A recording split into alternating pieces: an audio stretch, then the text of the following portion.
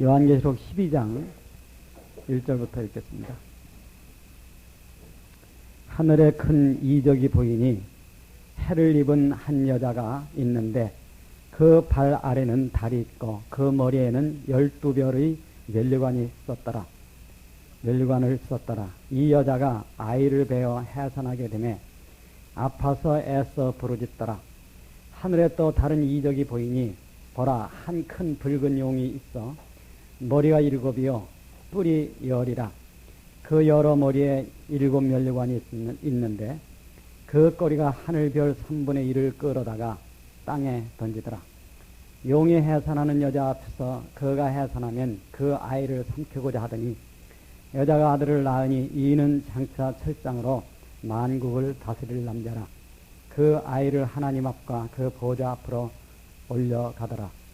그 여자가 광야로 도망하며 거기서 1260일 동안 저를 양육하기 위하여 하나님의 예비하신 곳이 있더라.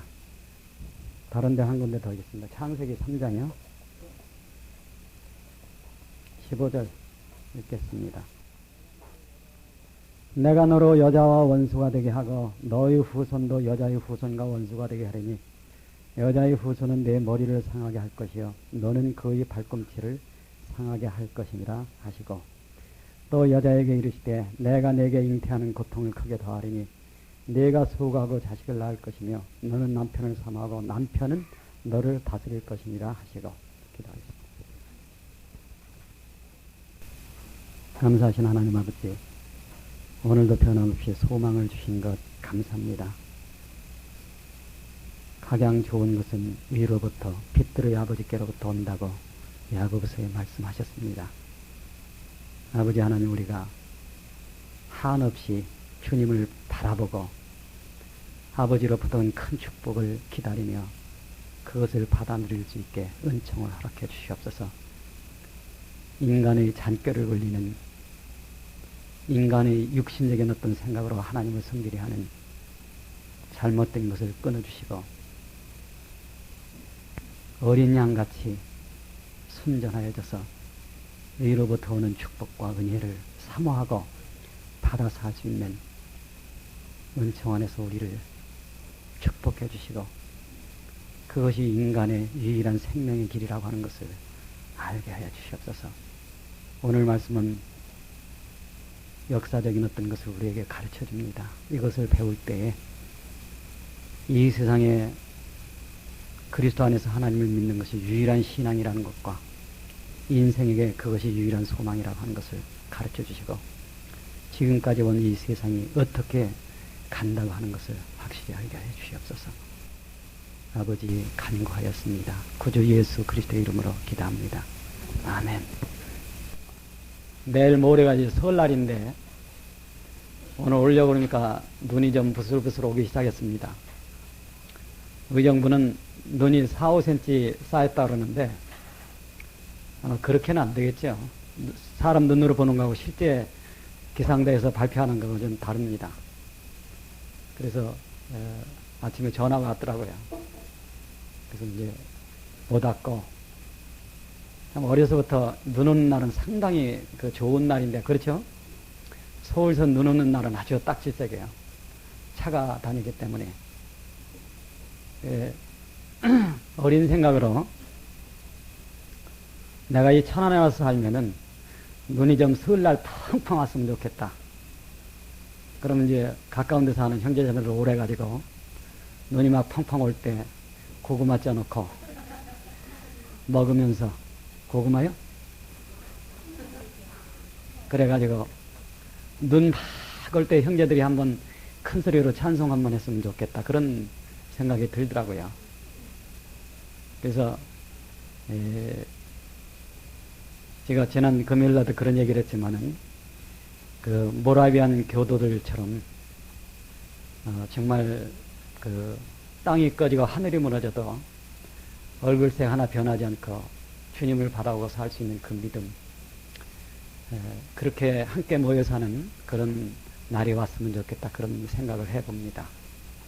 그래서 여러분들도 저랑 같이 그런 것을 위해서 기도하고 혹시 또 이제 한 1, 2년 후에 우리가 모여서 할 때, 그때 좀 설날 눈이 좀 펑펑 와가지고, 이렇게 모여서 우리가 참 음식을 나누면서 같이 찬송할 수 있는 그런 게 있었으면 참 좋겠다는 생각이 들어요. 정말 그 눈처럼 하얀 마음을 가진 사람들이 세상의 욕심을 다 버리고 그 무궁한 세계에 갈 소망을 가지고 찬송하는 그때에, 그때 나눠 먹는 그 음식이라는 것은 비록 이제 고구마 한 쪽이라도 그것은 이제 애찬이 될 수 있죠. 그렇죠? 애찬이라는 것은 옛날 로마 시대, 초대교회 시대에 그 초대교회는 구성원의 대부분이 노예들이었습니다. 근데 노예들은 그 모이고 돌아가면은 집에 가면 밥이 없어요. 그래서 그런 사람들을 주기 위해서 좀 있는 사람들이 밥을 싸가지고 옵니다. 그리고 점심때 같이 나눠 먹는 것을 애찬이라고 하는 거죠. 유다서에 있는 것처럼 일부 목자라고 하는 사람들이 너희 애찬의 암초요. 암초란 말이 뭡니까? 밥에 들어있는 돌이라는 거예요. 누가? 목사가 그렇다는 겁니다. 그러니까 오늘 세상에서 참 복음을 위해서 애쓴 분들도 그분들이고 복음을 망쳐놓은 분들도 그분들입니다. 그런데 정말 그 하얀 마음을 가지고 죄 없이 사는 사람들 모여서 찬송을 부른다고 하면은 아무리 작은 음식이라도 그것은 애찬이 되지 않을까, 그런 생각을 해봅니다. 그런 의미에서 내일 모레 설날 떡국들 맛있게 드십시오.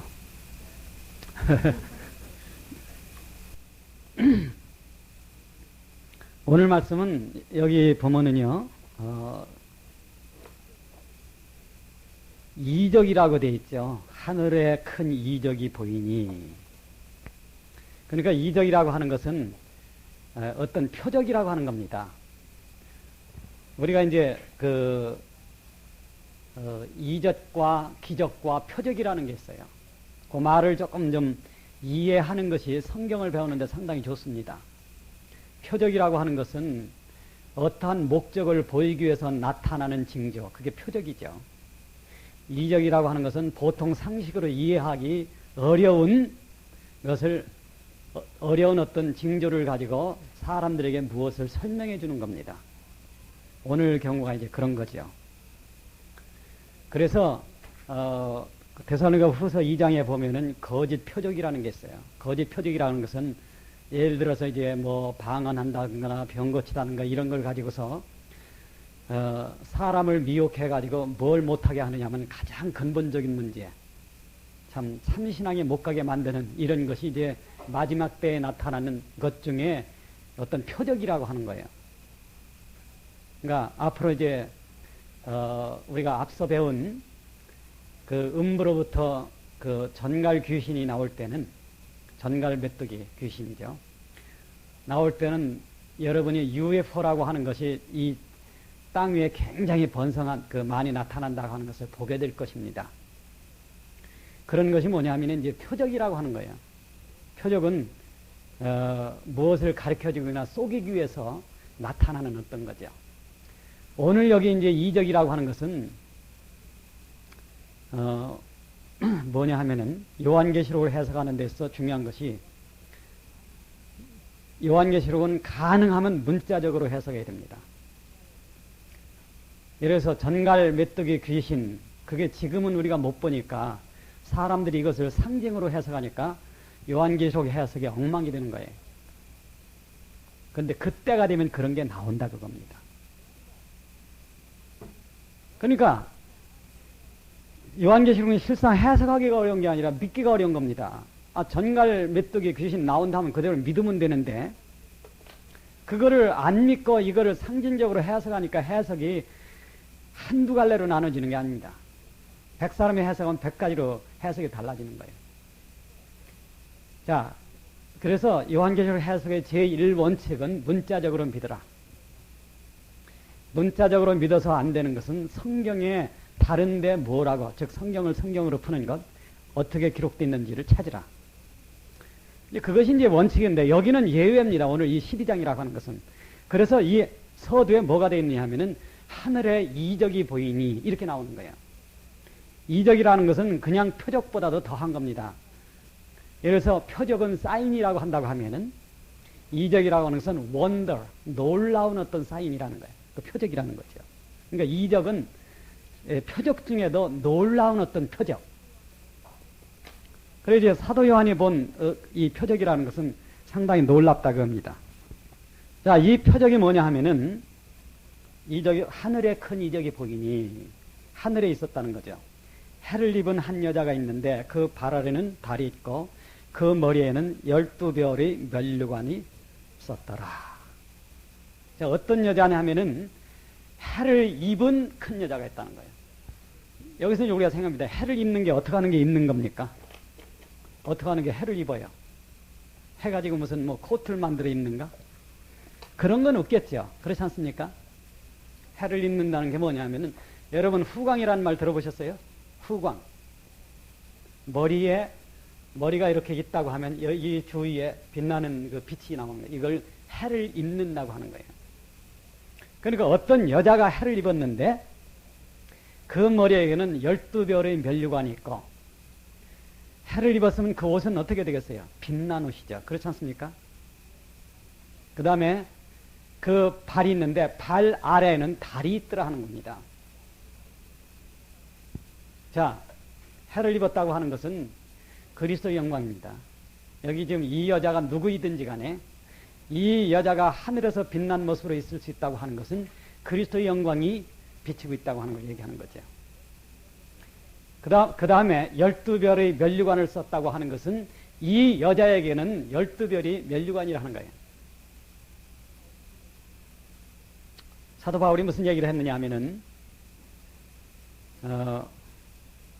주님 오실 때에 나의 면류관이 무엇이냐, 그 다음에 뭡니까?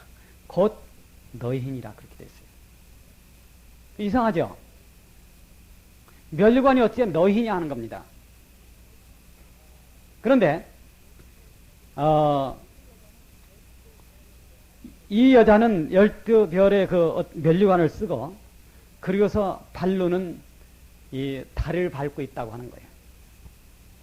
말하자면 달은 뭐가 됐느냐 하면 발등상이 됐다고 하는 거. 발등상이라는 말 아시죠? 이렇게 발에 짚고 올라서는 거.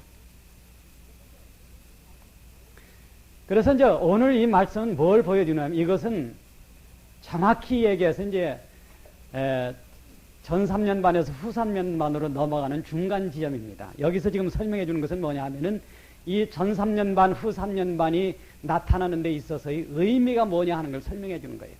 말하자면 요한계시록이라 하는 것은 무엇을 의미한다 하는 것을 설명해 주기 위해서 지금 이 중간에 이게 끼어 있는 겁니다. 이건 삽입구죠. 삽입절. 그러니까 1년 순으로, 그러니까 순서대로 일어나는 사건 중간에다가 이것을 설명하기 위해서 끼워 놓은 거예요. 이 사건의 의미를. 그러니까 앞에 전 3년반에 일어났던 건 뭐고 후 3년반에 일어나는 것은 뭐다. 특히 후 3년반에 일어나는 일들이 어떤 의미다 하는 것을 설명해 준다 하는 겁니다. 그래서 이 여자에 대한 것을 우리가 알면 뭘 볼 수 있느냐 하면은 전체 역사를 봅니다. 그것은 어디서부터냐 하면은 이제 원시복음에서부터,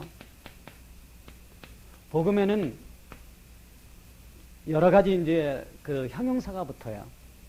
은혜의 복음, 또 천국복음, 그렇죠? 천국복음이라고 하는 것은 왕국복음이란 뜻입니다. 그러니까 세례요한이 회개하라 천국이 가깝다는 것은 회개하라 천년왕국이 가까웠다, 그런 의미와 똑같은 거예요. 근데 우리는 그렇게까지 해석해서 알 필요가 없죠. 왜 그러냐 하면은 우리에게서 천년왕국이라고 하는 것은 먼저 필요한 것이 은혜의 복음 안에서 구원받는 것이기 때문에, 구약시대 사람들은요 이스라엘과 천년왕국 사이의 교회라고 하는 이 하나님의 신비, 그리스도의 신비죠. 이것이 끼어 있다는 걸 보질 못했습니다. 그러니까 세례 요한도 이스라엘과 이 천년왕국 사이에 교회가 있다는 걸 몰랐기 때문에 세례 요한이 그 설교 내용은 직설적으로 회개하라 천국, 즉 천년왕국이 가깝다 하는 거예요. 그러니까 이것이 눈앞에 보이지 않으니까 말년에 가서 세례 요한이 당황을 해가지고 예수님께서 사람을 보내서 오실 그이가 당신이니까 그렇게 물었던 겁니다. 그런데 복음 중에 이제 여러 가지 복음이 있어요. 그 이제 우리가 믿는 것이 은혜의 복음이죠. 그리고 원칙적으로 복음이라는 건 이제 하나인데 그것은 뭐냐면 영생이라고 하는 것은 그리스도 안에 나타나는 하나님의 사람 되심이기 때문에 우리가 그리스도 안에 나타나는 하나님의 사람 되심에 가고 이르고 그 사람 되심 내 안에 생명이 되어버리면은 그것이 완전한 구원입니다.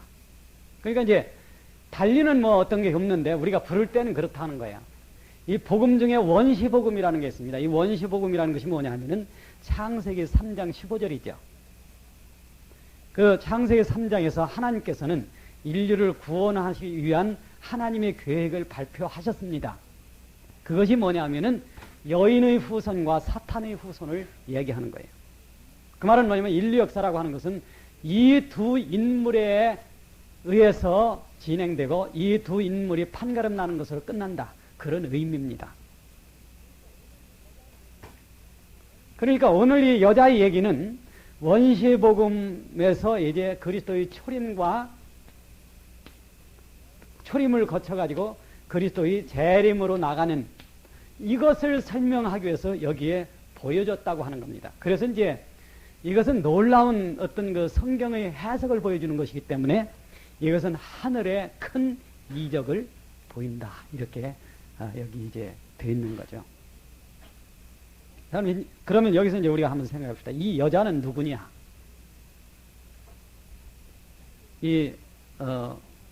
천주교에서는 이 여자가 누구라고 그러겠어요?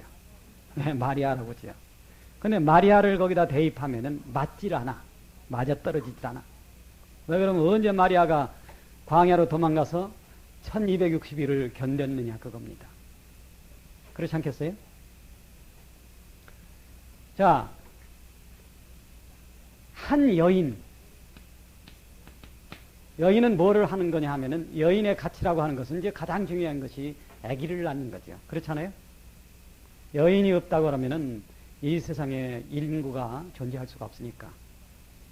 그래서 가장 가치 있다고 하는 것이 이제 아기를 낳는 건데 이 여인을 통해서 하나님께서는 한 후손을 일으킨다는 겁니다. 이 후손이 진짜 누구의 후손입니까? 하나님의 후손이죠. 그렇죠? 그래서 창세기 3장 15절에 원시복음, 원시라고 하는 것은 제일 처음에 나타난 복음. 이것은 뭘 얘기하느냐 하면은 하나님의 후손과 사탄의 후손이 인류 역사의 두 흐름을 이룬다고 하는 거예요. 그리고 이 경륜이라고 하는 것은 과연 이 하나님의 후손, 그러니까 여인의 후손이 이 세상에 와서 성공적으로 끝냄으로써 인간에게 구원이 열린다고 하는 것을 이제 그 골자로 한다고 하는 거죠. 어떤 사람들은 이 여인을 갖다가 교회다 이렇게 해석하는 사람이 많아요. 저는 참 그런 해석이 나오는데 얼마나 애썼을까 하는 생각이 듭니다. 왜 그러냐면 교회로 해석하려면 끌어붙이는 성경을 아주 억지로 붙여야 된다 하는 겁니다. 그래서 교회로 해석하는 사람은 어떻게 해석을 하느냐 하면은 여인은 형식상의 교회고 거기서 낳는 아들은 참교회다. 이제 그게 해석의 가장 주된 이유입니다. 근데 그거는 이렇게 끌어붙이기도 어려울 뿐만 아니라 끌어받쳤자 지금 여기서 지금 후 3년반에 대한 의미를 주는 데는 줄 수가 없다 하는 겁니다. 즉 맞아떨어지지 않는다고 하는 겁니다. 물론 아마 사람들이 그런 걸 많이 생각하는 모양입니다. 이 세상에는 엉터리 그러니까 형식적인 교회가 있다. 그런데 그 교회가 나는 것은 참 아들이다. 그러니까 진짜죠. 이 세상에요. 정말 바로 믿는 사람들은 세상 사람이 잘 모르게 믿습니다. 그런 게 참 많아요. 제가 70년도에 미국에 갔을 때, 73년도인가? 미국에 갔을 때 만난 그리스도인들이 바르게 믿는 사람은 전부 이름 없이 믿는 사람입니다. 어느 장로교회 가니까 3,000명이 모이는데 거기서 그 설교 내용을 갖다 이 청각장애자, 그러니까 그분들을 위해서 수화로 하고 뭐 그 성가대도 엄청나. 그거는 이제 거치고 과연 그 안에 하나님이 생명이 되어 있느냐 하는 것은 전혀 그런 것하고는 상관이 없는 거죠. 오늘날 이 세상에 나온 책 중에서요, 성경 말고 바른 신앙에 대해서 가장 정확하게 최후라고 할 만큼 밝혀놓은 책이 그리스도 영이라는 책이에요. 근데 내가 그걸 읽으라고 그렇게 얘기해도 진심으로 마음을 비우고 읽는 사람들이 많지 않다는 겁니다. 그러니까 어떻게 하면은 옳은 길을 따라갈까 하고 방황한다는 거예요. 그분들 얘기해보면 그분들이 방황하는 이유가 거기 다 들어있습니다. 왜 그분들이 방황하느냐 하는지를. 근데 그걸 똑바로 읽지 않는다는 겁니다. 그 신앙에 가기 전에는요, 신앙은 방황하지 않을 수 없습니다. 여러분에게 부탁하는 것은 마음을 비우고, 특히 이번에는 노는 날 많죠. 그래서 좀 읽어보십시오. 특히 그 중에서 육체와 성령이라는 데 한번 읽어보세요. 그러면은 이사야서 1장 10절이 무슨 얘기를 하는지를 알게 될 거라고 하는 거예요. 자, 이 여인은 그럼 누구냐? 이 여인은 이스라엘입니다. 왜 그러냐? 한번 여기서 한번 읽어보지요. 어디를 읽어보느냐 하면은 로마서 9장을 한번 읽겠습니다. 로마서 9장 4절에서 5절. 저희는 이스라엘 사람이라 저희에게는 양자됨과 영광과 언약들과 율법을 세우신 것과 예배와 약속들이 있고 조상들도 저희 것이요 육신으로 하면 그리스도가 저희에게서 나셨으니 저는 만물 위에 계셔 세세에 찬양을 받으실 하나님이시라. 그러니까 여기 이 철장으로 만국을 부술 아들이 누구냐 하면은 예수 그리스도입니다. 그런데 예수 그리스도는 누구를 통해서 낳느냐 하면은 이스라엘을 통해서 낳는다고 하는 거예요. 그래서 성경에는 중요한 의미의 두 여자가 나옵니다. 하나는 여호와의 아내라고 설명되는 이스라엘이고 하나는 교회죠. 이스라엘은 어머니가 될 수 있는 아내지만은 교회는 어머니가 아닙니다. 교회는 뭡니까? 교회는 끝까지 교회는 처녀예요. 그렇죠? 그러니까 이 처녀는 언제 시집을 갑니까? 신랑이 맞이할 때. 그렇죠? 그래서 이제 물론 영원 세계에서는 누가 그 중전마마냐 하면은 이스라엘이 아니고 누구예요? 교회가 중전마마예요. 이것이 이 우주 전체에 대한 생명의 기업의 중심이 되기 때문에. 그러니까 이 영광이라는 건 말할 수도 없죠. 그러니까 그런데 교회는 지금은 교회는 처녀입니다. 그래서 이 교회는 그냥 처녀가 아니에요. 순결한 처녀예요. 그런데 그러니까 이제 교회는 여기서 예수 그리스도를 낳는 어머니가 될 수 없다는 거예요. 교회가 어디서 나왔습니까? 교회가 예수 그리스도를 낳았어요. 예수 그리스도가 교회를 낳았어요. 예수 그리스도가 교회를 낳습니다. 그러니까 이게 교회라고 해석을 하면은 성경을 뒤집는다는 겁니다. 아담이 잠들었을 때 그 갈빗배에서 이브가 나왔죠. 그렇죠? 교회가 그리스도가 잠들었을 때에 그 갈빗배에서 교회가 나온 거예요. 그러니까 예를 들어서 그 창으로 옆구리를 찌르니까 물과 피가 나오더라. 옆구리를 왜 찌릅니까? 그것은 아담의 갈빗뼈를 뽑는 것을 세상에 보여주기 위한 겁니다. 그리스도의 갈빗뼈에서 교회가 나온다고 하는 것을. 그래서 그러한 것이 연출된 거예요. 하나님이 그렇게 허락하신 겁니다. 자, 그러니까 여기서 여자는 이제 이스라엘이죠. 그래서 우리가 구약 성경을 보면은요, 이건 여러분이 찾지 마십시오. 시간 없으니까.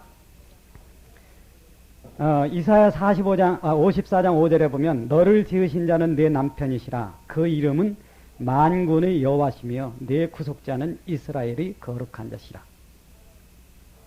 그래서 이스라엘의 남편은 여호와 하나님입니다.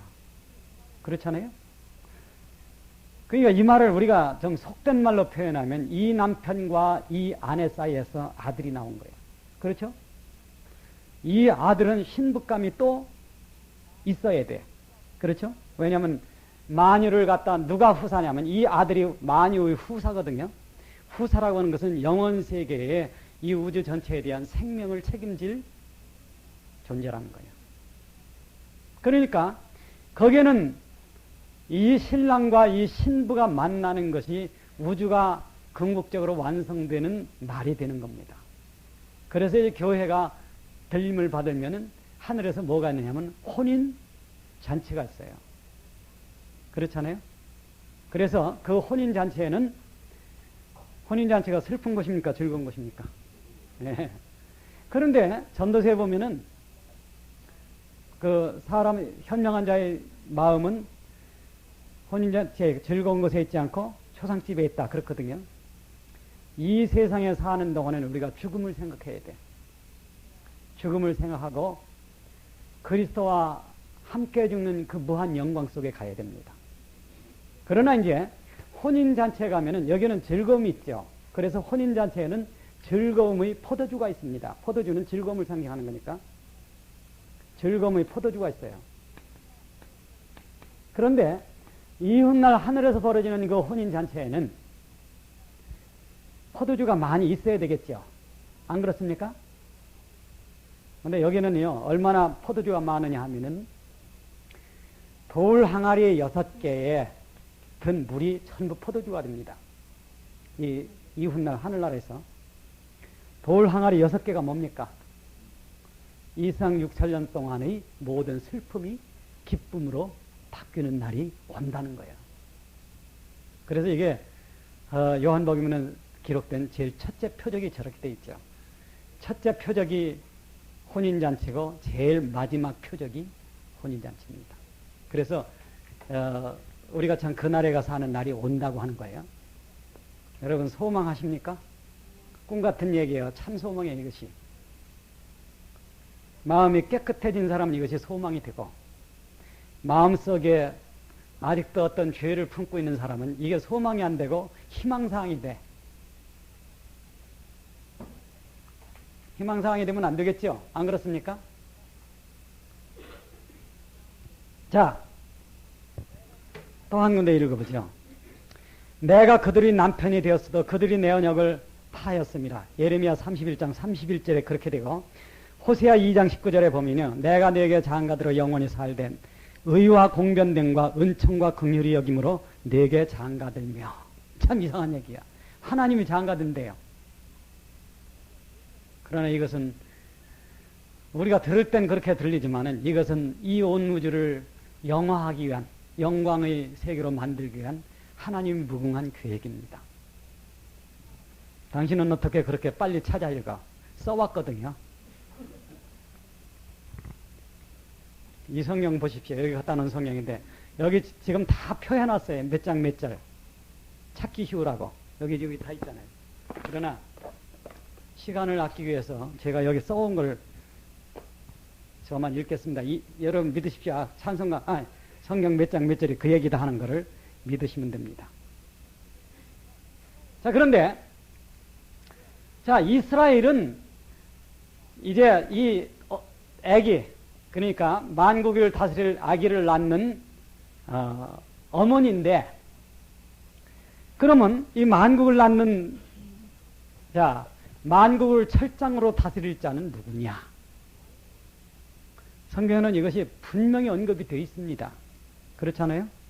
그게 어디 언급이 되어 있느냐면 시편 2편에 보면은 그게 되어 있어요. 제가 얼른 읽을 테니까 여러분은 시간 관계상 찾지 마십시오.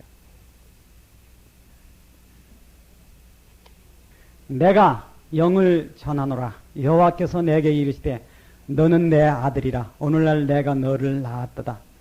내게 구하라. 내가 열방을 유업으로 주리니 내 소유가 땅끝까지 이르리로다.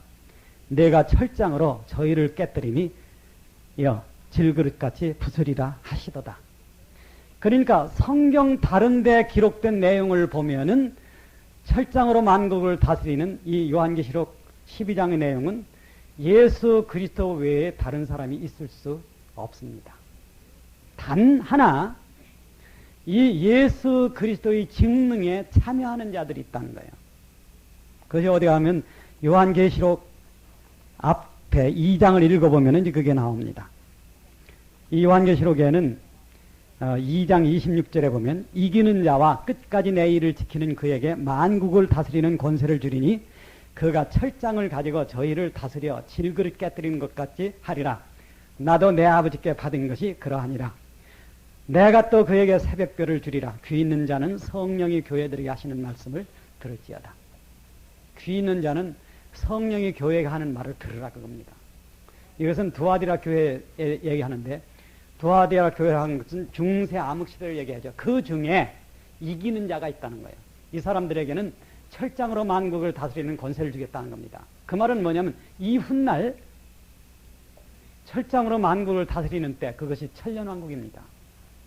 지금은 은혜의 시대니까 하나님이 참고 기다리지만은요, 천년왕국이라는 제한된 시간에서는 시간을 절약하기 위해서 기다리지 않아요. 그때는 철장으로 질그릇 깨듯 다스립니다. 다스리는 방법이 다르죠. 이때 참여하는 사람들이 이기는 자야. 그래서 이 사람들에게는 뭘 주기로 약속했느냐면 새벽별을 주리라. 새벽별은 그리스도의 모습입니다. 주는 새벽별 나오죠. 산곡의 백과 빛나는 새벽별. 그렇죠? 그래서 그리스도는 처음에는 새벽별로 떠요. 그 다음에 두 번째는 아침 해로 뜹니다.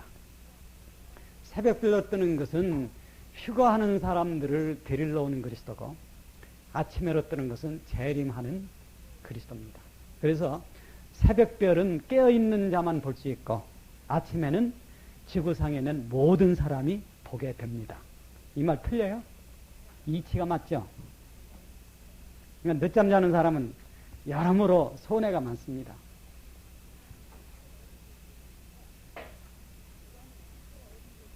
자, 그 다음에 또 어디 이게 기록이 되어 있느냐 하면요, 요한계시록 19장에 그게 나옵니다.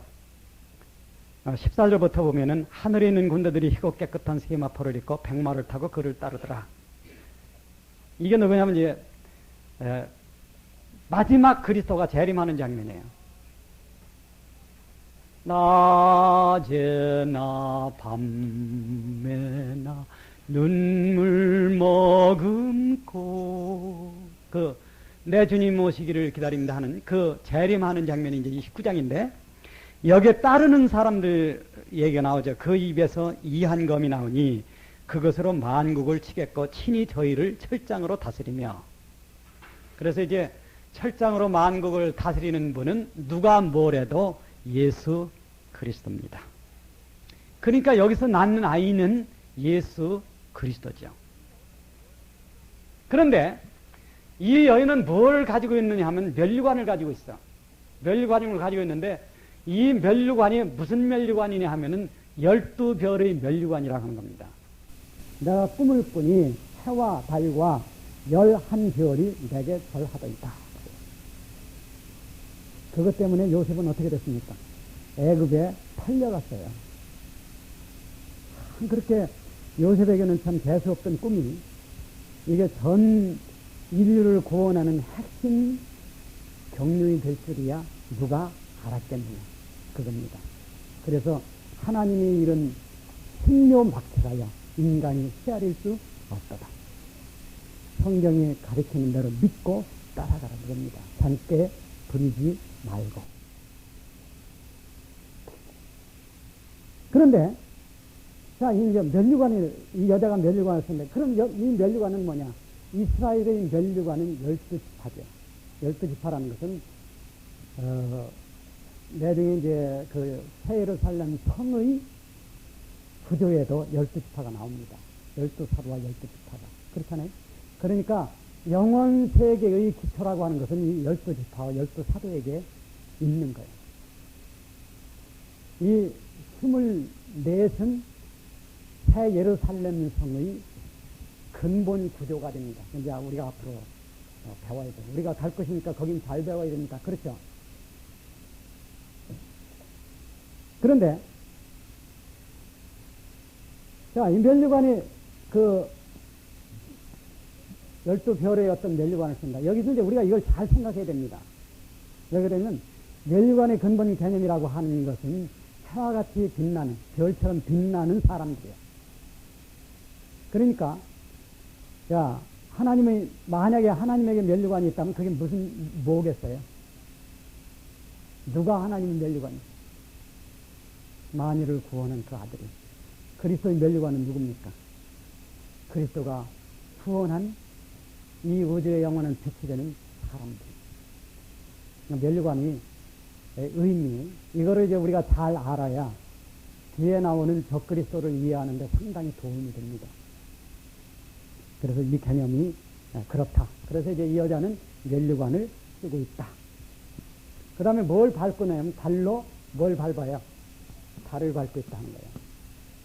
요새는 참 이태백이 살 때는 달이 그래도 상당히 정서적인 게 돼버렸어요. 그렇죠? 근데 요새는 이제 달도 이제 한물 같습니다. 누가 가가지고 거기다가 저 농과 신고 가가지고 거기다 발로, 농과는 물론 우주복 힘이지만은 발자국 낸 데부터는 거기에 달나라도 없고, 개수나무도 없고, 토끼도 없다. 그게 확인이 돼가지고 요새는 달이 떠도 별로야. 그렇죠? 달이라고 하는 것은 의미상으로 달은 지가 빛을 내지 못합니다. 그렇잖아요? 달은 태양빛을 받아서 빛내는 거예요. 그런 의미에서 달은 첫째 뭐를 상징하느냐면 교회를 상징합니다.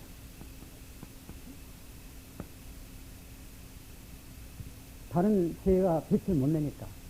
그래서 하나님께서 광명을 만들 때 두 광명을 만들어서 해는 낮을 주관하고 달은 작은 광명은 뭘 주관해요?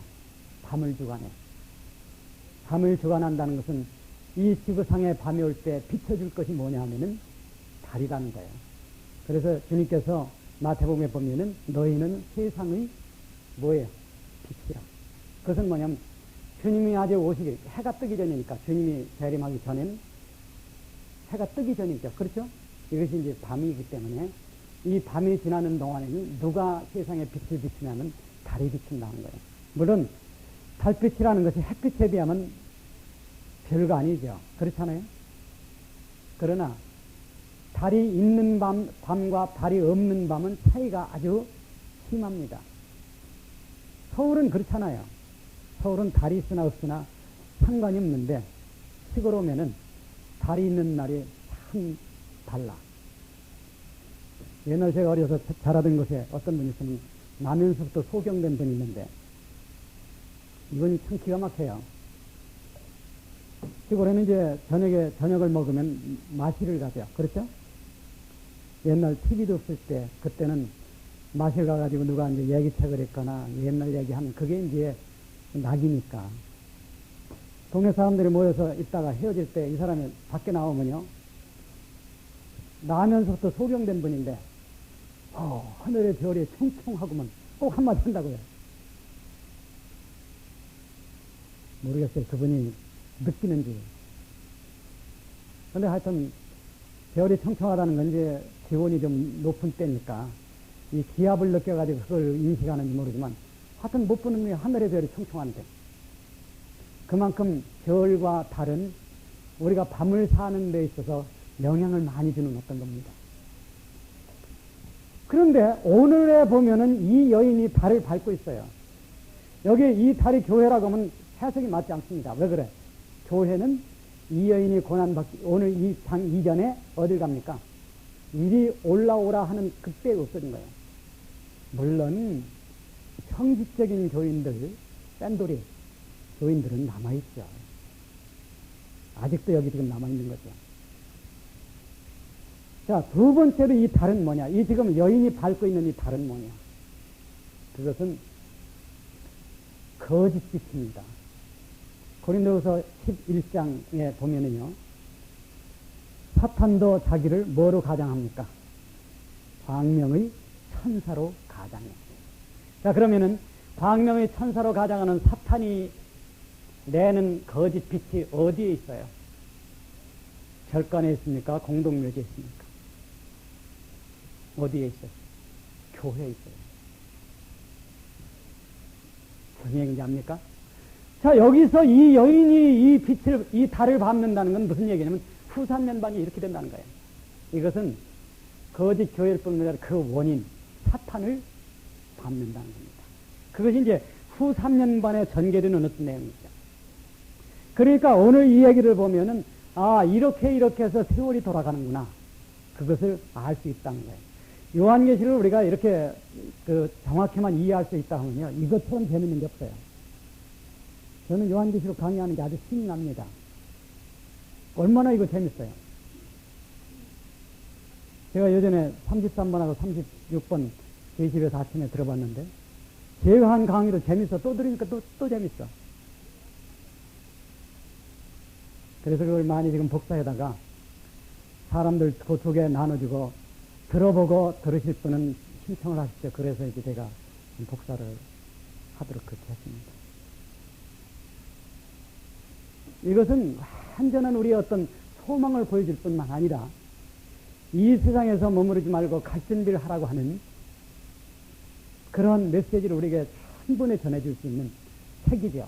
그래서 여기 이 기록된 내용을 읽는 자들과 듣는 자들과 그 가운데 기록된 것을 지키는 자들이 복이 있다.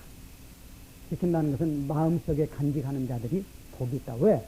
이것은 세상에 돌아갈 일이고 우리에 대한 절대 끊어질 수 없는 소망을 얘기하기 것 때문에 그렇다는 겁니다. 이제 아까도 말씀드렸지만은 데살로니가전서 2장에 보면은 우리의 소망이나 기쁨이나 사랑의 면류관이 무엇이냐? 그의 강림하실 때 우리 주 예수 앞에 너희가 아니냐?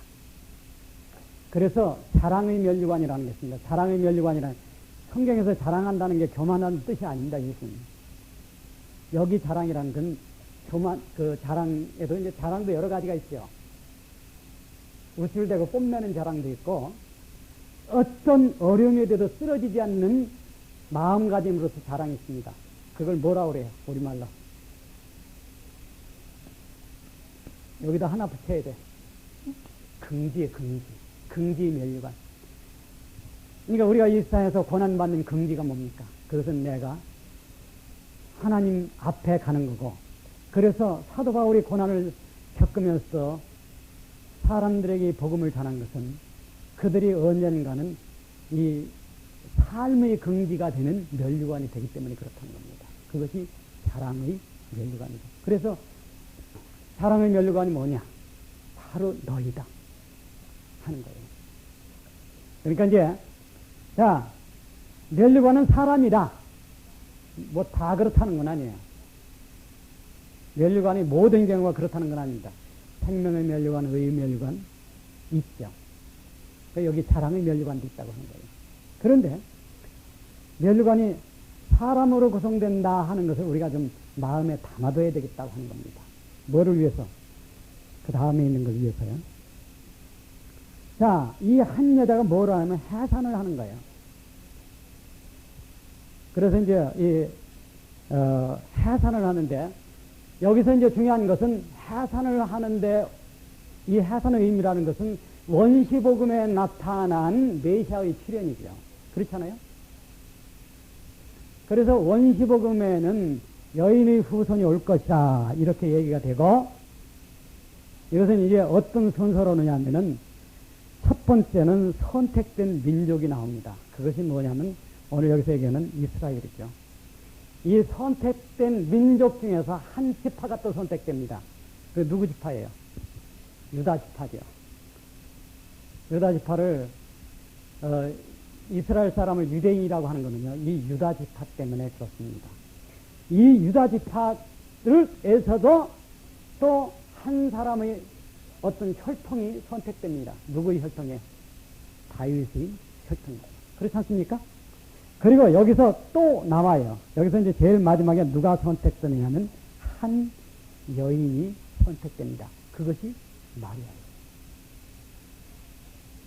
그러니까 이 과정을 통해서 누가 오느냐 하면 메시아가 오는 거죠. 그런데 여기서 이제 낳는 걸 한번 생각해 봐야죠. 우리가 원시복을 읽으면은 여인이 아기를 낳을 때 고통스럽다고 했습니까? 안 고통스럽다고 했습니까? 고통스럽다고 했어요. 옛날에는 아기 낳을 때 고통스러우면 대책이 없었습니다. 그래서 옛날 아기 낳는 분들이 신을 벗고 방에 아기 낳으러 들어가면서 뭐라고 한다습니까? 저 신을 내가 또 신어볼까 못 볼까 그렇게 걱정을 했다는 거예요. 요새는 no problem. 요새는 의술이 발달해가지고 조금만 뭐 하면 그냥 칼로 이렇게 째고서 놔버린 그런 시대인데 옛날에는 아기 낳는 것이 참 고통스럽다는 거예요. 그래서 왜 그러냐? 창세기를 한번 다시 읽어봅시다.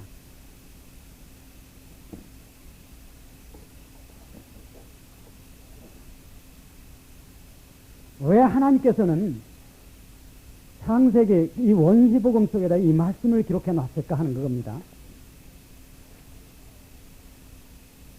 내가 너로 여자와 원수가 되게 하고 너희 후손도 여자의 후손과 원수가 되게 하니 여자의 후손은 내 머리를 상하게 할 것이요 너는 그의 발꿈치를 상하게 할 것이나 하시고 또 여자에게 이르시되 내가 내게 잉태하는 고통을 크게 더하리니 내가 수고하고 자식을 낳을 것이며. 자 여기 자, 이것은 그러면 여자의 보편적인 어떤 생리적 작용만을 얘기하는 것인가? 이 의미가 무엇이냐 하는 거예요. 여기 지금 여자가 고통을 갖고 아기를 낳는다고 하는 것은 이것은 근본 취지가 뭐냐 하면은 메시아가 세상에 오기 위해서 이 메시아를 낳는 이스라엘에게 고통이 있을 것이라는 겁니다. 왜 고통이 있습니까? 왜 고통이 있느냐 하면은 이 아기가 누구라고 하는 것을 사탄이 알기 때문에 그런 겁니다. 오늘 얘기가 그거 있죠. 사탄은 뭐 하냐면 이 아기만 낳으면 집어삼키려고 하는 거예요. 그리고 사탄은 어떻게 하든지 간에 이 아기를 못 낳게 하는 겁니다. 그러니까 여인이 아기를 낳는다고 하는 것은 여기 이 이스라엘의 의미에서 본다고 하면요. 말할 수 없는 고통이죠. 안 그렇겠습니까? 그래서 디모데전서 2장에 보면 그게 나와요. 디모데전서 2장 15절은 어떻습니까? 여자가 만일 정절과 제가 그거 잊어버렸는데 읽어봅시다. 디모데전서 2장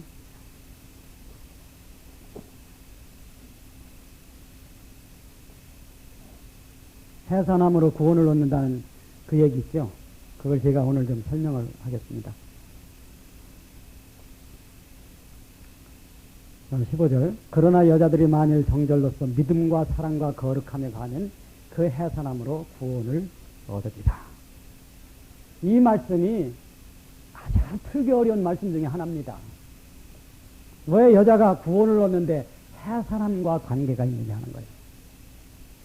그런데 이것이 우리말 번역이 모호하게 되어 있다는 거예요. 이거는 뭐냐면은 어떤 거냐 하면요. 원뜻이 만약 여자가 정절로서 믿음과 사랑과 거룩함에 가면은 그 해산하는 데 있어서 구원을 얻을 것이다. 그런 뜻입니다. 이것이. 여기 구원은 영혼 구원을 얘기하는 게 아니고 해산하는 데 있어서 문제가 없을 것이다. 그런 의미예요. 이게 무슨 얘기냐? 지금 이스라엘에 있어서는 어떤 것이 문제냐 하면은 이 만국을 철장으로 다스릴 이 아기를 무난히 낳는 것이 이스라엘에게 있는 구원입니다. 의미상으로 그렇다는 거예요. 그런데 적어도 이 만국을 다스릴 한 생명이 태어나는 데 있어서 가장 적합한 상태는 어떤 상태여야 되느냐 하면 바로 여기 나오는 정절로서 믿음과 사랑과 거룩함이 거해야 된다는 거예요. 여자가. 이것이 의미를 조금 연장하면요, 오늘날 이 세상에 참 생명을 낳아줄 수 있는 교회의 역할이 정절이라는 말이 무슨 뜻입니까? 정절은 남편에 대해서 순결을 지키는 걸 정절이라고 하는 거예요. 그렇죠? 남편이 없는 사이에 그 자문에 그런 게 있죠. 우리 남편은 멀리 갔으니 보름 후에나 돌아오리라. 그 가운데 놀자. 그게 뭐 얘기하는데 그게 나옵니까? 음녀 얘기하는데 그게 나옵니까? 남편이 먼데 갔는데 그동안에 딴 남자와 놀아나는 것. 이것이 이제 음녀죠. 그리스도는 하늘 가서 이제 2000년이 되어 오는데 그동안에 세상과 놀아나는 것. 이것을 음녀라고 하는 거예요. 오늘 이 지구상에 소위 기독교라는 것이 재림에 대해서 얘기하지 않는데 굉장히 많습니다. 그리고 때가 가까웠다고 하면은 종말론 이야기에서 미혹하게 한다. 그런 얘기하는 사람 많아요. 아니, 어찌 성경에 기록된 거 얘기하는데 그따위 소리 하느냐 그겁니다. 때가 가깝다는 말이 성경에 없어요? 주님이 오신다는 얘기가 성경에 없습니까? 소위 기독교라는 것이 성경 가지고 얘기해도 물론 몇월 며칠 날 온다. 그거는 잘못된 얘기죠. 왜 그래? 성경이 분명히 그 날과 그 시, 그때는 아무도 모른다. 천사도 모르고 인자도 모른다. 왜? 그날은 성경에 밝혀지면 안 된다는 말이에요. 왜 그러냐면 그날이 안 밝혀져야 2000년 동안 지구상에 있는 모든 사람이 깨어있다 하는 겁니다. 2000년에 온다 그러면 900년쯤 살던 사람, 아이고 우린 자자. 주님 오실 때가 하긴 멀었다. 그럴 거 아니냐 하는 거예요. 깨어서 주님을 맞을 수 있는 사람이 죽어서 주님을 맞을 수 있는 겁니다. 그 원리가 봐요. 그래서 주님은 이 성경에는 그것이 기록이 안 돼 있다고 하는 거죠. 그런데 그래서 여기 그 미가서 4장을 보면은요, 딸 시온이여 해산하는 여인처럼 애써 구로하여 낳을지어다. 누구를? 이스라엘이 그리스도를 세상에 보내는데 그처럼 애써 구로하여 낳는다. 그처럼 고난을 겪어야 된다는 걸 얘기한다는 거예요. 그래서 실제 이제 이 원시 복음이 전해졌을 때 사탄은 참 많은 방해를 했습니다. 이제 여기 조금 더 읽어보고 얘기를 좀 해보죠. 자, 또 하늘에 뭐가 보입니까? 또 다른 이적이 보이니 보라, 한 큰 붉은 용이 있어. 이 한 큰 붉은 용은 뭐냐 하면요, 다른 얘기에서 이제 온몸에 피치를 한 용이 있다는 거예요. 왜 동물의 왕국 보면 사자가 뭐 이렇게 뭘 잡아먹고 나면 이 얼굴이 어떻게 됩니까? 헐거지죠. 피가 묻어가지고. 근데 한 붉은 용이 있어. 뭐가 되느냐 하면은, 머리가 7이요, 뿔이 10이라 그 머리에 7 면류관이 있더라. 이게 13장에 나오는 적그리스도 그 짐승하고는 다른 데가 하나 있습니다. 왜 그러냐면은, 여기 이 붉은 용은, 그러니까 악마의 삼위일체 중에서 삭제권 위에 있는 이 붉은 용은 면류관이 어디에 있느냐 하면 7 머리에 있어요. 근데 제 2위가 되는 짐승은 면류관이 뿔에 있습니다. 그런데 그러니까 이제 면류관 숫자가 다르지요. 그런데 여기서 보면은요, 자, 이 용이 있는데 면류관이 있고, 그 다음에 이제 어떻게 되냐 하면은, 있는데, 그 꼬리가 하늘별 3분의 1을 끌어다가 땅에 던지더라. 이렇게 돼 있어요. 자, 먼저 한번 봅시다. 사탄의 면류관은 뭐겠어요? 사탄의 면류관은 뭡니까? 여기서 이제 뭐냐 하면은, 사탄이 뭐냐면 이 세상 임금이죠. 그렇죠? 그러면은, 자, 지금 이 지구 땅, 이것이 사탄에게 속했겠습니까? 하나님께 속했습니까? 그렇게 탑석덕선 두꺼비 파리 잡아먹듯이 그렇게 빨리 대답하지 마십시오. 땅은 여호와의 것이다. 성경에 그렇게 기록이 되어 있습니다. 그렇죠? 이 물리적 세계, 이 땅이 사탄에게 아닙니다. 이것은 하나님 거예요. 그러면 이 세상 사탄이 임금이라는 게 뭐냐? 여기서 이제 우리가 그걸 좀 배워야 됩니다. 지금 세상의 임금이 사탄이라는 것은 이 세상에 있는 체계입니다. 세상 체계. 이게 누구 손에 잡혀 있느냐 하면은 사탄에게 잡혀 있다는 거예요. 이 땅은 아니에요. 땅은 하나님 거죠. 여러분 흙 한 줌 쥐어보시죠. 이게 악해요, 선해요? 이건 악하지도 않고 선하지도 않아. 땅은 여호와께 속한 거예요. 그럼 이 세상의 사탄이라고 하는 것은 세상 체계가 사탄에게 속했다고 하는 겁니다. 이것이 그러니까 이제 이 체계라는 것은 더 구체적으로 얘기하면 뭐냐 하면은 정치, 경제, 사회, 종교 네 가지 있을 수가 있어요. 그 말은 뭐냐? 우리가 이걸 한번 봐야 됩니다. 세상에서 아무리 선한 동기를 가지고 어떤 운동을 해도 그 끝은 어떻게 됩니까? 썩어 문드러집니다. 여러분이 뭐 이 세상에 어떤 캐치프레이즈를 내걸고 운동을 한번 해보시죠. 뭐 하자. 처음에는 선한 동기로 시작하지만은 그 끝은 세상에는 모든 것은 반드시 썩어 문드러진다는 거예요. 왜 그럴까? 자, 우리가 어떤 선한 일을 하자 할 때의 그 말의 내용이 그게 악한 거 아니에요. 물론 우리는 하나님의 뜻을 빌어다가 이야기할 수 있습니다. 어떤 운동을 할 수 있어요. 그러나 인간들이 하는 모든 것은 썩어 문드러진다는 거예요. 왜 그러냐? 왜 그렇습니까? 여기서 외치는 구호의 내용이 틀리기 때문에 그런 게 아닙니다. 이 구호를 운영하는 사람이 죄에 잡혀있기 때문에 썩어 문드러진 거예요. 여러분 세상에는 법전을 다 읽어보세요. 법전에 기록된 내용이 나쁜 얘기입니까? 아니요. 다 하나님 뜻에 막 훌륭한 얘기예요. 그러나 법에 기록된 내용이 옳다 하더라도 이 법을 운용하는 어디가 지금 잘못되어 있는 거예요? 사람이 잘못되어 있는 겁니다. 그렇기 때문에 세상은 막한 거예요. 우리 한번 생각해보자. 지구상에 있는 검사, 판사 치고 돈 안 먹은 사람 있을까? 글쎄요. 잘 모르겠습니다. 자, 세상이 그런 거예요. 이 세상 세계라는 게 바로 그런 겁니다. 그것이 세상을 사탄이 붙들고 있다고 하는 거죠. 그러니까 마귀는 예수님을 갖다가 거룩한 산에 세우고 순식간에 뭘 보이냐면 천하만국을 보여준 거예요. 그래서 나한테 절만해라. 이걸 다 주겠다. 통째로 다 주겠다는 겁니다. 예수님이 거절을 했죠. 왜요? 왜 그렇습니까? 이 천하만국은 하나님의 나라와는 다르다는 겁니다.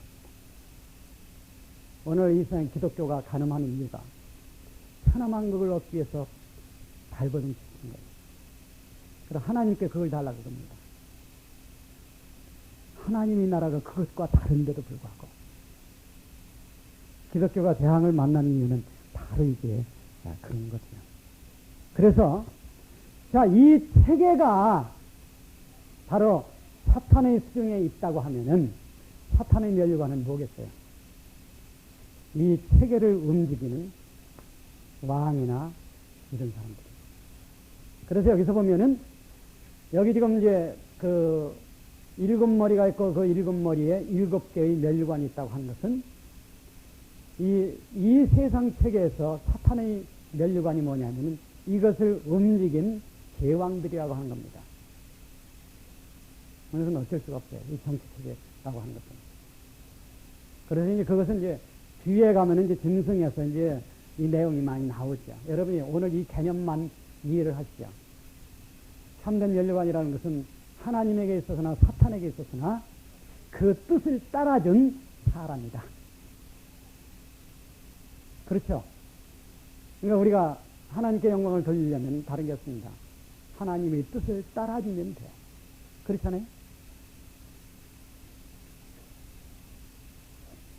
자, 원시복음에서 사탄을 멸하는 여인의 후손이 온다는 걸 알았기 때문에 사탄은 여기서부터 방해를 하기 시작한 겁니다. 그래서 제일 처음에 나타난 방해가 뭐냐면은 아벨을 가인이 죽여버린 거예요. 아벨을 시켜서 가인을 죽이고 힘을 뚝 따는 겁니다. 그런데 땅에서는 계속 핏소리가 하나님 귀에 들리거든요. 그러니까 하나님이 가인한테 물었어요. 가인아, 내 아와 아벨이 어디 있느냐? 가인이 뭐라고 그랬습니까? 내가 아벨 보초입니까? 아니, 내가 아벨 보초입니까? 그거예요. 물론 성경엔 보초라고는 안 돼 있죠. 훈장은 바람통해도 학생은 바람통해라, 그런 의미예요. 그런데 가인을 죽이고 나서 하나님 편에서 약속을 이어주셨습니다. 그것이 뭐냐면 아벨 대신 셋이라고 하는 사람을 보냈다, 그거예요. 그렇죠? 그 다음에 이제 두 번째로 나온 것이 대반란이 일어났다는 거예요. 그것이 뭐냐면은 바로 노아의 홍수라고 하는 거죠. 노아의 홍수. 그러니까 지구상에 참 전무후무한 그 징벌이 내리게 된 동기가 뭐냐 하면은 하나님의 아들과 사람의 딸들 사이에서 내스림이 난다고 하는 거죠. 그렇잖아요? 이것은요, 사탄이 어떤 음모냐 하면요, 인류 전체를 사탄의 것으로 바꾸려는 음모입니다. 이 음모라는 건 엄청나죠. 그래서 하나님께서는 인류를 멸하기로 작정하신 거예요. 단 인류 전체를 멸하되 그 중에 한 씨를 남겨놓는 겁니다. 그 씨가 누구냐 하면은 노아예요. 그래서 노아는 당대에 뭐였습니까? 의인이야. 성경에서 의인이 뭡니까? 하나님의 말씀을 믿는 사람을 의인이라고 한다. 그렇죠?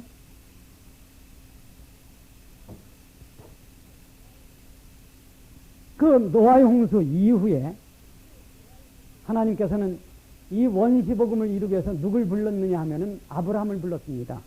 그렇죠? 아브라함을 불러가지고서 아브라함에게 약속을 했어요. 내게서 난 씨가 하늘의 별과 같을 것이다. 하늘의 별과 같은 이 별은 뭐예요? 그건 면류관이야. 오늘 지금 보니까 12별을 달린 면류관이 있어요. 그건 면류관이에요. 내게서 이 민족이 나올 것이다 하는 겁니다. 그런데 항상 이 하나님의 계획이 내려오는 것에는 사탄이 절절절절 따라다니는 겁니다. 어디 가지도 않아. 그래가지고 아브라함에 붙어가지고서 사라한테 얘기를 했죠, 사탄이. 자, 처음에는 데려온 자식 엘리에셀이 후사입니다 하니까 하나님이 아니다 그랬어요. 내 몸에서 날 것이다. 그러니까 사라를 시켜가지고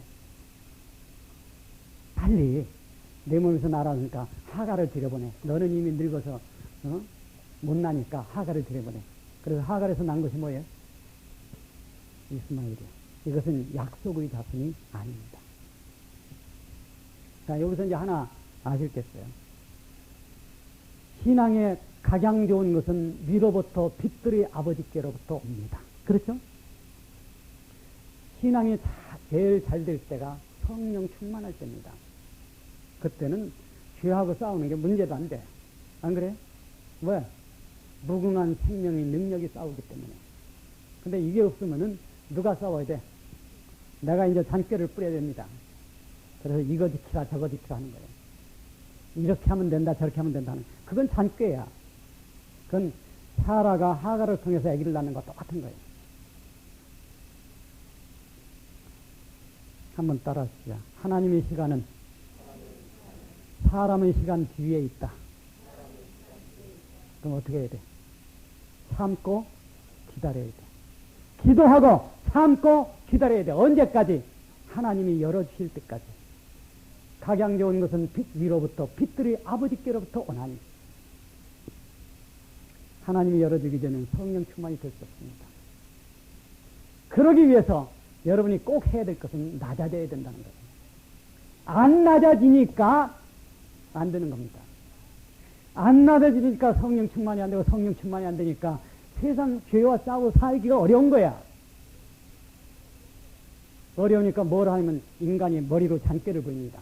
그래가지고 사라한테 하갈을 보내서 아기를 낳으라는 거예요. 그 하갈에게서 난 아들이 누구예요? 이스마엘. 이게 뭡니까? 오늘날 애물단지, 이스라엘의 애물단지, 이스라엘을 뺑 둘러싼 아람 민족이 누구예요? 이스마엘 후손입니다. 그래서 그 마호멧 교회, 마호멧이 뭐라 그러면 아브라함은 우리 할아버지다. 맞죠? 거기서 나왔기 때문에. 그러나 약속의 자손이 아니고 인위적인 인간의 꾀에서 나온 아들이라는 거예요. 이것이 얼마나 오늘날 이스라엘을 괴롭히니까 꼼짝 못하게 지금 막고 있는 거죠. 이스라엘은 여기서 구출이 되어야 됩니다. 인간이 잔꾀로 해서 신앙을 하면은요, 잘 되는 것 같지만은, 내중에는 인간의 잔꾀가 만든 신앙이 뭐가 되냐면 애물단지가 되는 거예요. 헤어날 수 없이 붙드는. 그러기 전에 하나님께 항복하고 낮아져서 하나님의 하늘문을 내게 열도록 기다려야 됩니다. 기도하고 기다리라는 게 구하라 주실 거라 한 겁니다. 하늘이 내게 열려서 살죠. 그걸 내가 성경 지식 가지고 해결하려고 안간힘을 쓰니까 안 되는 겁니다. 여기 찾아다니고 저기 찾아다니고 하지 말라 그거예요. 신앙에 대한 모든 것은 그리스도 영까지 다 거기 다 밝혀놨습니다. 거기서 만족을 못 찾으면은 여러분 이 세상 어딜 가보십시오. 만족한 게 있는가? 절대 못 찾습니다. 거기서 아브라함 곁에서 적자 생존을, 적자, 그러니까 약속의 아들이 오는 것을 방해하는 거죠. 아브라함은 2번 사라를 뺏길 뻔했습니다. 그렇죠? 그런 사건이 왜 벌어집니까? 사라를 뺏기면은 그리스도는 못 오는 거야. 왜? 그것이 약속의 계통이기 때문에. 그러면 여기 내려오면 또 나와. 모세 때 어떻게 됐습니까? 아들만 낳으면 죽이라 그거예요. 여기는 누구 수법이에요? 이게 사탄의 수법입니다. 아들만 낳으면 죽이는 게 언제 그랬어요? 예수 그리스도 태어날 때. 그랬죠? 그래서 헤롯을 통해, 헤롯의 안에서 역사하는 사탄이 베들레헴에 있는 2살배기 아래는 다 죽이라 그거예요. 그런데 하나님이 항상 한 수 밉니다. 바둑 뜰 때 이 한 수 위는 참 골치 아픈 거예요. 장기 뜰 때도요, 한 수 위는 참 골치 아픈 겁니다. 우리 선장고수가 뭐 말을 갖다 요리 보내면 저는 그거 보고 딱 웃고 있는 거예요. 왜? 저거 보내야 쓸데없다 하는 겁니다. 이 한 수 위, 그것이 하나님의 법입니다. 왜? 7이라는 것은 6의 한 수 위거든요.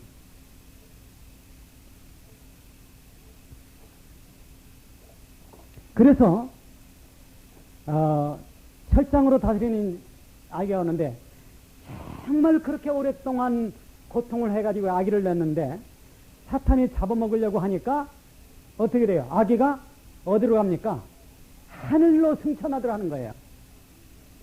여기서 우리가 하나 할 것은 오늘 이 말씀은 이적입니다. 이적이라고 하는 것은 뭐냐면 상징적인 언어라는 거예요. 자, 이 아기는 하늘로 승천했어. 예수 그리스도를 십자가에 못 박고 사탄을 이겼다고 생각했습니다. 근데 이겼어요? 아니요. 예수 그리스도가 십자가에 못 박힘으로 말미암아 뭐가 열렸느냐 하면요, 태초, 그러니까 만물이 있기 전에 하늘에 있는 그 생명이 쏟아진 거예요. 자, 이게 하나님의 엄청난 비밀은 만물이 있기 전에 하늘에 있는 그 생명이 쏟아져 나왔다는 겁니다. 뭐로? 이제는 다시 죽지 않은 그 생명이 부활 생명으로 나왔다는 거예요. 그래서 아들은 승천하고 사탄은 실패를 해버렸죠.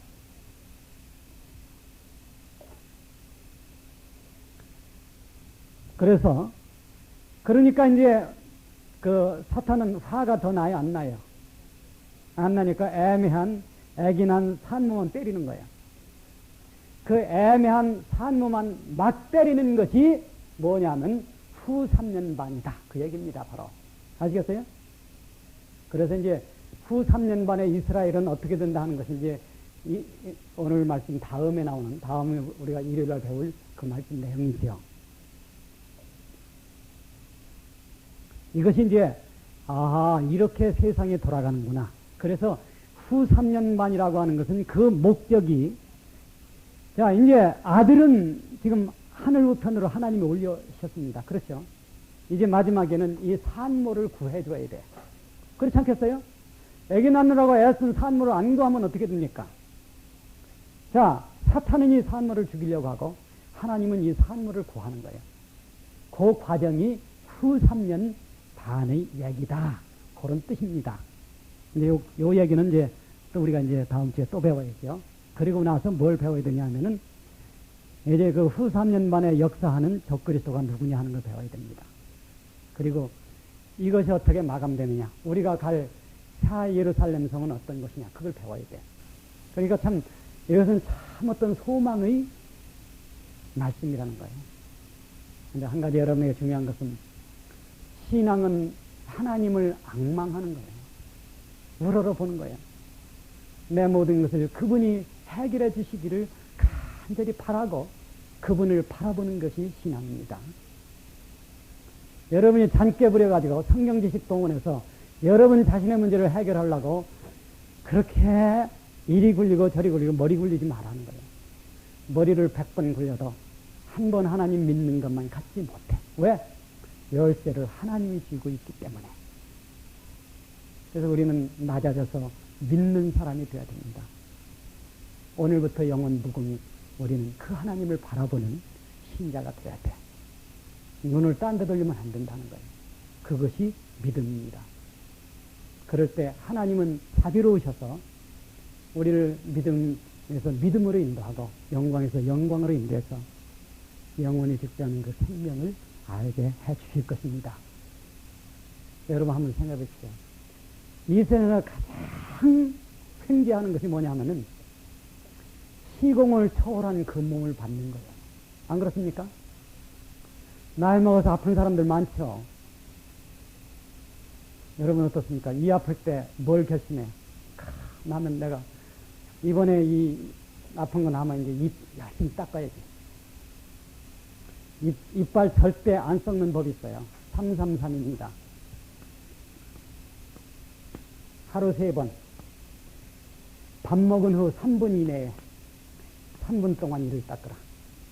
그러면은 늙어 꾸부랑 탱이가 될 때까지 이는 썩지 않을 것이다. 그거예요.